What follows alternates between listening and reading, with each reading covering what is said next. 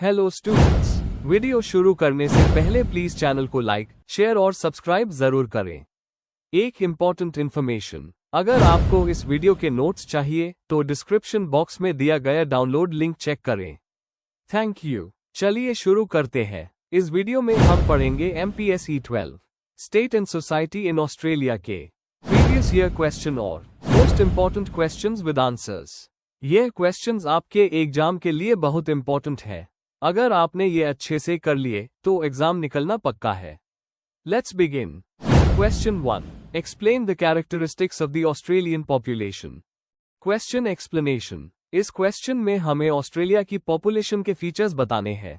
इसमें हमें population size, density, distribution, migration, ethnic diversity, age structure और अर्बनाइजेशन जैसे पॉइंट्स कवर करने हैं। आंसर। इंट्रोडक्शन। ऑस्ट्रेलिया की पॉपुलेशन अपने आप में यूनिक है क्योंकि ये एक तरफ तो इंडिजिनस लोगों का हेरिटेज दिखाती है और दूसरी तरफ इमिग्रेशन का स्ट्रॉन्ग इन्फ्लुएंस। ऑस्ट्रेलिया काफी बड़ा देश है पर पॉपुलेशन काफी कम है और ज्यादा लोग कोस्टल सिटीज में रहते हैं। कॉलोनाइजेशन और इमिग्रेशन पॉलिसीज ने इसकी पॉपुलेशन को शेप किया है। इस आंसर में हम साइज, डिस्ट्रीब्यूशन, कंपोजिशन और डाइवर्सिटी के बारे में डिटेल में समझेंगे। Main body. 1. पॉपुलेशन साइज और डेंसिटी। ऑस्ट्रेलिया की पॉपुलेशन लगभग 26 मिलियन है, जो उसके साइज के कंपैरिजन में बहुत कम है। डेंसिटी सिर्फ 3 लोग पर स्क्वायर किलोमीटर है, जो दुनिया में सबसे कम डेंसिटी में से एक है। इंटीरियर डेजर्ट एरियाज में लोग बहुत कम रहते हैं और पॉपुलेशन ज्यादातर कोस्ट्स पर कॉन्सेंट्रेटेड है। 2. डिस्ट्रीब्यूशन और अर्बनाइजेशन। ज्यादातर लोग ईस्टर्न और साउथ ईस्टर्न कोस्ट्स पर रहते हैं, जैसे सिडनी, मेलबोर्न और ब्रिस्बेन। 85% से ज्यादा लोग अर्बन एरियाज में रहते हैं, जिससे ये दुनिया के सबसे अर्बनाइज्ड देशों में आता है। रूरल और इंटीरियर एरियाज में पॉपुलेशन बहुत कम है। इस अर्बन कॉन्सेंट्रेशन ने इकोनॉमी और कल्चर दोनों को डेवलप करने में हेल्प किया है। 3. माइग्रेशन और एथनिक डाइवर्सिटी। ऑस्ट्रेलिया को एक नेशन ऑफ इमिग्रेंट्स माना जाता है। पहले मोस्टली ब्रिटिश और यूरोपियन सेटलर्स आए, लेकिन 1970 के बाद एशिया, अफ्रीका और मिडिल ईस्ट से भी माइग्रेंट्स आने लगे। लगभग 30% ऑस्ट्रेलियंस ओवरसीज बॉर्न है, जो दुनिया में सबसे हाई रेशियोज में से एक है। चाइनीज, इंडियन, ग्रीक, इटालियन और वियतनामी कम्युनिटीज ने कल्चरल डाइवर्सिटी को और स्ट्रांग बनाया है। इंडिजिनस एबोरिजिनल और टोरेस स्ट्रेट आइलैंडर्स पॉपुलेशन का 3.8% है, लेकिन उनका कल्चरल रोल बहुत इंपॉर्टेंट है। 4. एज स्ट्रक्चर और डेमोग्राफिक ट्रेंड्स। ऑस्ट्रेलिया की पॉपुलेशन एजिंग है, मीडियन एज लगभग 38 ईयर्स है। फर्टिलिटी रेट लो है, 1.6 to 1.7, जो रिप्लेसमेंट लेवल से कम है। इमिग्रेशन वर्कफोर्स को बैलेंस करने में इंपॉर्टेंट रोल प्ले करता है। यंग माइग्रेंट्स इकोनॉमिक ग्रोथ के लिए जरूरी है। लाइफ एक्सपेक्टेंसी दुनिया में टॉप लेवल्स पर है, जो स्ट्रॉन्ग हेल्थ केयर और हाई लिविंग स्टैंडर्ड्स दिखाता है। 5. लैंग्वेज, रिलीजन और कल्चर। इंग्लिश मेन लैंग्वेज है, लेकिन इमिग्रेशन की वजह से मैंडरिन, अरबिक, हिंदी और ग्रीक भी बोलने वाले लोग हैं। रिलीजन डाइवर्स है, क्रिश्चियनिटी सबसे बड़ी फेथ है, लेकिन नो रिलीजन कहने वाले लोगों की संख्या 40% के आसपास है। मल्टीकल्चरल ईथोस ऑस्ट्रेलिया का एक डिफाइनिंग फीचर है। कंक्लूजन। ऑस्ट्रेलिया की पॉपुलेशन के फीचर्स दिखाते हैं कि ये एक मल्टीकल्चरल और हाईली अर्बनाइज्ड सोसाइटी है, जिसमें इंडिजिनस हेरिटेज भी है और मॉडर्न इमिग्रेशन का इन्फ्लुएंस भी। एजिंग पॉपुलेशन और डाइवर्सिटी दोनों हाई चैलेंजेस और अपॉर्चुनिटीज लेकर आते हैं। फ्यूचर में भी इमिग्रेशन और पॉलिसीज इसका डेमोग्राफिक प्रोफाइल डिसाइड करेंगे। If you need the notes of this video, there's a download link in the description box. Be sure to check it out. Thank you. Question 2. Discuss the process of colonization and the changing concept of the Australian Aboriginal identity. Question explanation. इस question में हमें 2 चीजें बतानी है। पहला, colonisation का process Australia में कैसे हुआ, ब्रिटिश कैसे आए और उन्होंने क्या पॉलिसीज बनाए। दूसरा, इस कॉलोनाइजेशन ने एबोरिजिनल लोगों की आइडेंटिटी को कैसे बदला, फ्रॉम उनकी कल्चर और ट्रेडिशन से लेकर उनके पॉलिटिकल और सोशल स्टेटस तक। आंसर। इंट्रोडक्शन। कॉलोनाइजेशन का मतलब है ब्रिटिश का ऑस्ट्रेलिया में आना और वहां अपने कॉलोनीज बनाना, जो 1788 से स्टार्ट हुआ। इस प्रोसेस ने असली रहने वाले एबोरिजिनल कम्युनिटीज को डीपली अफेक्ट किया।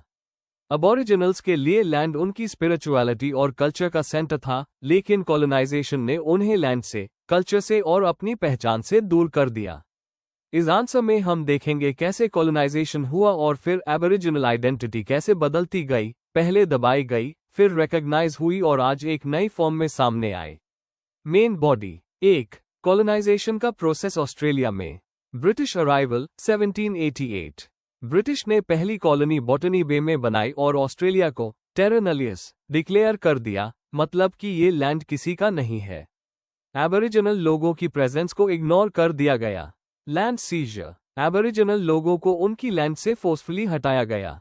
एग्रीकल्चर और सेटलमेंट के लिए उनके सैक्रेड और हंटिंग ग्राउंड्स ले लिए गए। Disease and decline. स्मॉलपॉक्स जैसे नए डिजीजेस आए जो अबॉरिजिनल्स को पहले कभी नहीं माइल थे। बहुत बड़ी पॉपुलेशन मर गई। Conflict and resistance. Aboriginal groups ने रेजिस्ट किया, लेकिन ब्रिटिश ने उनके रेजिस्टेंस को वायलेंस और मैसेकर से दबा दिया। 2. एबोरिजिनल कल्चर और आइडेंटिटी पर असर। Loss of land and culture. Land aboriginal spirituality का बेस था। लैंड छीनने के बाद उनका कल्चर भी ब्रेकडाउन होने लगा। Suppression of traditions. लैंग्वेजेस और रिचुअल्स को बंद कर दिया गया। मिशनरीज ने क्रिश्चियनिटी स्प्रेड करके सिविलाइज करने की कोशिश की। Stolen generations. 19 एंड 20 सेंचुरी में एबोरिजिनल चिल्ड्रन को उनके पेरेंट्स से अलग करके यूरोपियन होम्स में भेजा गया, जिससे उनकी पहचान खत्म हो गई और एक आइडेंटिटी क्राइसिस क्रिएट हुआ। 3. 20 सेंचुरी में एबोरिजिनल आइडेंटिटी का बदलाव। मार्जिनलाइजेशन से रेजिस्टेंस तक। पहले उन्हें एक डाइंग रेस बोला गया, लेकिन बाद में एबोरिजिनल लीडर्स ने राइट्स के लिए फाइट स्टार्ट की। Political movements. 1962 में वोटिंग राइट्स माइल। 1967 रेफरेंडम एक टर्निंग पॉइंट था जिसमें फेडरल गवर्नमेंट को उनके लिए लॉस बनाने का राइट मिला। Legal recognition. 1992 का माबो केस ने टेरा नलियस को रिजेक्ट किया और एबोरिजिनल लैंड राइट्स को रिकॉग्नाइज किया। कल्चरल रिनेसॉन्स। एबोरिजिनल आर्ट, म्यूजिक और लिटरेचर को रिकॉग्निशन मिलना स्टार्ट हुआ। 1971 में एबोरिजिनल फ्लैग उनकी यूनिटी और प्राइड का सिंबल बना। 4. Contemporary aboriginal identity. Dual identity. आज एबोरिजिनल आइडेंटिटी एक मिक्स है, एक तरफ उनका ट्रेडिशनल कल्चर और दूसरी तरफ मॉडर्न ऑस्ट्रेलियन सोसाइटी में उनकी प्रेजेंस। Struggles and progress. अभी भी हेल्थ, पॉवर्टी और डिस्क्रिमिनेशन जैसी प्रॉब्लम्स है, लेकिन पॉलिटिक्स, एजुकेशन और आर्ट्स में उनकी विजिबिलिटी बढ़ रही है। रेकंसिलिएशन एफर्ट्स। गवर्नमेंट ने पॉलिसीज बनाए। 2008 में पीएम केविन रड ने स्टोलन जनरेशंस को अपॉलजी दी। ये सब एबोरिजिनल रिकॉग्निशन और रिस्पेक्ट के एफर्ट्स है। कंक्लूजन। कॉलोनाइजेशन ने एबोरिजिनल कम्युनिटीज को डीपली डैमेज किया, उनका लैंड छीन गया, उनका कल्चर दबा दिया गया और आइडेंटिटी को क्राइसिस में डाल दिया गया। लेकिन एबोरिजिनल आइडेंटिटी ने इवॉल्व करके एक नई स्ट्रेंथ दिखाई, मार्जिनलाइजेशन से रेजिस्टेंस तक और फिर एक कल्चरल रिवाइवल तक। आज भी चैलेंजेस है, लेकिन एबोरिजिनल हेरिटेज ऑस्ट्रेलिया की नेशनल आइडेंटिटी का इंपॉर्टेंट पार्ट बन गया है। If you need the notes of this video, there's a download link in the description box. Be sure to check it out. Thank you. Question 3. Examine the factors responsible for the emergence of multicultural society. Question explanation. इस question में हमें बताना है कि Australia एक multicultural society कैसे बना। हमें हिस्टोरिकल, सोशल, पॉलिटिकल और इकोनॉमिक रीजंस एक्सप्लेन करने हैं। इमिग्रेशन, गवर्नमेंट की पॉलिसीज और ग्लोबलाइजेशन को कवर करना जरूरी है। आंसर। इंट्रोडक्शन। मल्टीकल्चरल सोसाइटी का मतलब है ऐसी समझ जहां अलग अलग कल्चर, लैंग्वेज और बैकग्राउंड के लोग एक साथ रहते हैं लेकिन अपनी पहचान को भी बनाए रखते हैं। ऑस्ट्रेलिया पहले मेनली ब्रिटिश कल्चर से डोमिनेट था, लेकिन 20वीं सेंचुरी में इमिग्रेशन के वजह से सोसाइटी बहुत डाइवर्स बन गई। प्लूरलिज्म और कल्चरल इंटीग्रेशन के थियरीज यहाँ काफी यूजफुल है। इस आंसर में हम देखेंगे कि कौन से हिस्टोरिकल, इकोनॉमिक, पॉलिटिकल और सोशल फैक्टर्स ने ऑस्ट्रेलिया को एक मल्टीकल्चरल सोसाइटी बनाया। Main body. 1. हिस्टोरिकल बैकग्राउंड और इमिग्रेशन पॉलिसीज। शुरू में ऑस्ट्रेलिया पर ब्रिटिश सेटलर्स का इन्फ्लुएंस था और व्हाइट ऑस्ट्रेलिया पॉलिसी 1901 सिर्फ यूरोपियन इमिग्रेंट्स को अलाउ करती थी। वर्ल्ड वॉर 2 के बाद इकोनॉमिक रीबिल्डिंग के लिए इमिग्रेंट्स की जरूरत पड़ी और यूरोप से लोग आए, जैसे इटली, ग्रीस, नेदरलैंड्स। 1970 में व्हाइट ऑस्ट्रेलिया पॉलिसी खत्म हो गई और नॉन यूरोपियन इमिग्रेंट्स को भी सेटल होने का मौका मिला। ये एक टर्निंग पॉइंट था। 2. इकोनॉमिक ग्रोथ और लेबर डिमांड। इकोनॉमिक डेवलपमेंट के लिए स्किल्ड और अनस्किल्ड दोनों तरह के वर्कर्स की डिमांड थी। माइनिंग बूम, इंडस्ट्रीज और कंस्ट्रक्शन प्रोजेक्ट्स के लिए एशिया और मिडिल ईस्ट से लोग आए। इमिग्रेंट्स ने एग्रीकल्चर, सर्विस और कंस्ट्रक्शन जैसे सेक्टर्स में शॉर्टेज को फिल किया। यह इकोनॉमिक नीड ने डाइवर्सिटी को एक्सेप्ट करने में हेल्प किया। 3. पॉलिटिकल आइडियल्स और गवर्नमेंट सपोर्ट। 1970 के बाद गवर्नमेंट ने ऑफिशियली मल्टीकल्चरलिज्म को सपोर्ट किया। लीडर्स जैसे गॉफ विटलम और माल्कम फ्रेजर ने कहा कि डाइवर्सिटी एक स्ट्रेंथ है, वीकनेस नहीं। Equal opportunity laws, anti discrimination acts और कल्चरल प्रोग्राम्स स्टार्ट किए गए। SBS जैसे इंस्टीट्यूशंस बनाए गए जहां मल्टीकल्चरल कम्युनिटीज को रिप्रेजेंटेशन मिली। 4. ग्लोबलाइजेशन और चेंजिंग आइडेंटिटी। ग्लोबलाइजेशन के बाद ऑस्ट्रेलिया का एशिया पैसिफिक नेशंस के साथ स्ट्रॉन्ग कनेक्शन बना। इंटरनेशनल स्टूडेंट्स, टूरिस्ट्स और स्किल्ड माइग्रेंट्स ने डाइवर्सिटी को और बढ़ाया। इंडियन और चाइनीज कम्युनिटीज सिडनी और मेलबोर्न में फास्ट ग्रो हुई। ग्लोबलाइजेशन ने नेशनल आइडेंटिटी को रीडिफाइन किया। ऑस्ट्रेलिया को एक इंक्लूसिव और मल्टीकल्चरल डेमोक्रेसी के रूप में प्रोजेक्ट किया गया। 5. सोशल और कल्चरल कॉन्ट्रीब्यूशंस। इमिग्रेंट कम्युनिटीज अपने ट्रेडिशंस, फूड, लैंग्वेज और फेस्टिवल्स लेकर आए जो ऑस्ट्रेलियन कल्चर को एनरिच करते हैं। दिवाली, लूनर न्यू ईयर जैसे फेस्टिवल्स अब बड़े सिटीज में सेलिब्रेट होते हैं। स्पोर्ट्स, आर्ट और सिनेमा भी मल्टीकल्चरल इन्फ्लुएंसेस को रिफ्लेक्ट करते हैं। कल्चरल डाइवर्सिटी ने टॉलरेंस और सोशल हार्मनी को स्ट्रांग बनाया, लेकिन रेसिज्म और असिमिलेशन जैसी चैलेंजेस अभी भी एग्जिस्ट करती है। कंक्लूजन: ऑस्ट्रेलिया की multicultural society historical, economic, political और ग्लोबल रीजंस का रिजल्ट है। इमिग्रेशन पॉलिसीज, गवर्नमेंट का ऑफिशियल सपोर्ट और माइग्रेंट कम्युनिटीज की कंट्रीब्यूशंस ने इसको शेप किया। आज के टाइम में मल्टीकल्चरलिज्म ऑस्ट्रेलिया की आइडेंटिटी का एक स्ट्रॉन्ग पिलर है जो डेमोक्रेसी और इंक्लूसिवनेस को और मजबूत बनाता है। If you need the notes of this video, there's a download link in the description box. Be sure to check it out. Thank you. Question 4. Explain the role of political parties in Australia. Question explanation. इस question में हमें Australia के political parties का role समझाना है। मतलब ये बताना है कि ये पार्टीज डेमोक्रेसी में कैसे काम करती है, सिटीजन्स को रिप्रेजेंट करना, पॉलिसीज बनाना, इलेक्शंस लड़ना और गवर्नमेंट को अकाउंटेबल बनाना। साथ ही मेजर पार्टीज जैसे ऑस्ट्रेलियन लेबर पार्टी और लिबरल पार्टी का रोल भी लिखना है। Answer: introduction. पॉलिटिकल पार्टीज हर डेमोक्रेसी की बैकबोन होती हैं क्योंकि ये लोगों और सरकार के बीच ब्रिज का काम करती है। ऑस्ट्रेलिया एक लिबरल डेमोक्रेसी है जहां पॉलिटिकल पार्टीज सिर्फ इलेक्शंस नहीं लड़ती बल्कि पॉलिसीज बनाने और उन्हें इम्प्लीमेंट करने में भी बड़ा रोल निभाती है। ऑस्ट्रेलिया का पार्टी सिस्टम 2 बड़ी पार्टीज पर डोमिनेट है: ऑस्ट्रेलियन लेबर पार्टी ALP और लिबरल पार्टी ऑफ ऑस्ट्रेलिया। इनके साथ नेशनल पार्टी और छोटी पार्टीज जैसे ग्रीन्स भी इंपॉर्टेंट रोल प्ले करती है। आइए डिटेल में समझते हैं कि ऑस्ट्रेलिया में पॉलिटिकल पार्टीज कैसे काम करती है। Main body. 1. Representation of citizens and interests. Political parties लोगों के व्यूज और डिमांड्स को रिप्रेजेंट करती है। लेबर पार्टी आमतौर पर वर्किंग क्लास और ट्रेड यूनियंस की आवाज बनकर सामने आती है। लिबरल पार्टी बिजनेस क्लास और मिडिल क्लास वैल्यूज को सपोर्ट करती है। ग्रीन्स जैसे पार्टीज एनवायरनमेंट पर फोकस करती है और वन नेशन नेशनलिस्ट इश्यूज उठाती है। इस तरह हर सोशल और इकोनॉमिक ग्रुप को एक आवाज मिलती है। 2. Policy formation and governance. Her party elections के टाइम अपना पॉलिसी प्लेटफॉर्म बनाती है, health care, education, economy, immigration जैसे इश्यूज पर। जो पार्टी पावर में आती है वो अन पॉलिसीज को इम्प्लीमेंट करती है। एग्जाम्पल के तौर पर लेबर पार्टी ने मेडिकेयर जैसे वेलफेयर पॉलिसीज लाए, जबकि लिबरल पार्टी ने फ्री मार्केट रिफॉर्म्स को प्रमोट किया। पार्टी के अंदर भी डिबेट्स होते हैं जो नेशनल पॉलिसी डायरेक्शन को तय करते हैं। इसी वजह से पार्टीज गवर्नेंस में डायरेक्ट रोल प्ले करती है। 3. Electoral competition and accountability. Parties elections में वोटर्स को चॉइस देती है और कंपटीशन क्रिएट करती है।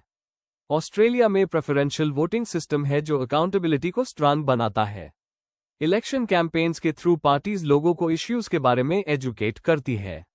अगर रूलिंग पार्टी फेल हो जाए तो ऑपोजिशन उनकी शॉर्टकमिंग्स को हाईलाइट करती है। जैसे क्लाइमेट चेंज के इश्यू पर ऑपोजिशन ने रूलिंग पार्टी को चैलेंज किया और इससे डिबेट मेन स्ट्रीम में आए। 4. Stability and political socialisation. Political parties government को पार्लियामेंट्री सपोर्ट देकर स्टेबिलिटी एंश्योर करती है।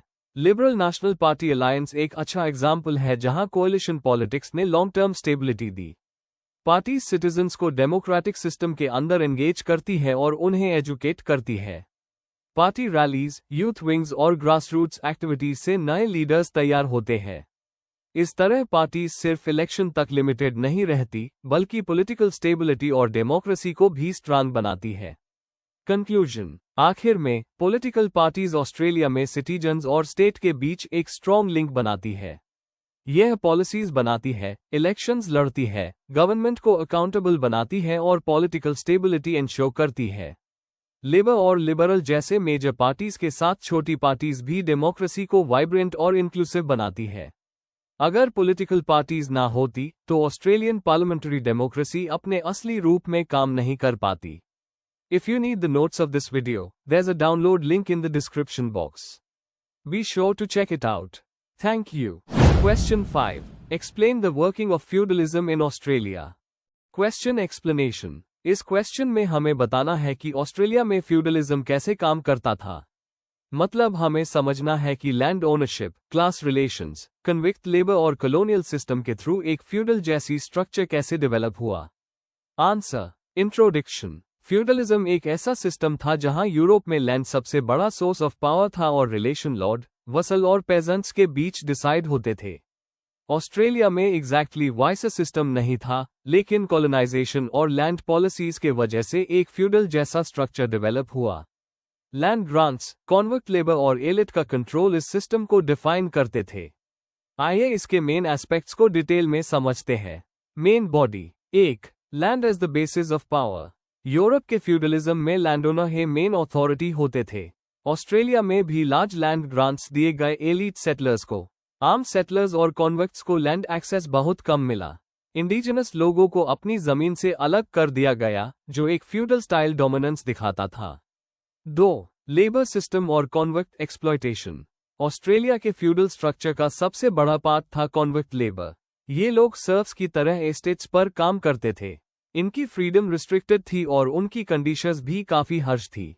फ्री सेटलर्स भी लैंडओनर्स पर डिपेंडेंट रहते थे, जो पत्रों क्लाइंट रिलेशन बनाता था, बिल्कुल फ्यूडल डिपेंडेंसी की तरह।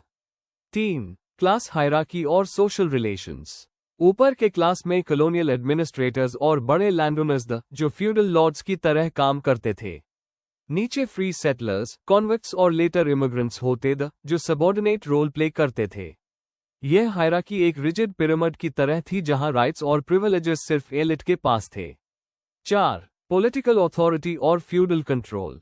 अर्ली कॉलोनियल पीरियड में पॉलिटिकल पावर गवर्नर्स और लैंडओनिंग एलीट्स के हाथ में थी। कॉमन लोगों के राइट्स लिमिटेड थी और उनकी रिप्रेजेंटेशन भी बहुत कम थी। धीरे धीरे रिफॉर्म्स के साथ डेमोक्रेसी आई और फ्यूडल स्ट्रक्चर वीक हुआ, लेकिन इसका इम्पैक्ट सोसाइटी और पॉलिटिक्स पर लंबा रहा।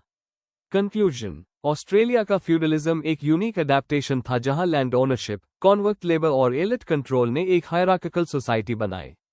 यह सिस्टम डायरेक्टली यूरोप के फ्यूडलिज्म जैसा नहीं था, लेकिन उसके कुछ फीचर्स यहां भी दिखे। रिफॉर्म्स के बाद यह स्ट्रक्चर वीक हुआ, लेकिन इसका लेगेसी लैंड और क्लास रिलेशंस में आप भी समझा जा सकता है। Before we end, please like, share and subscribe the channel for more such study materials and one important information अगर आपको नोट्स चाहिए, तो डिस्क्रिप्शन बॉक्स में डाउनलोड लिंक दिया हुआ है। जरूर चेक करें। Thank you.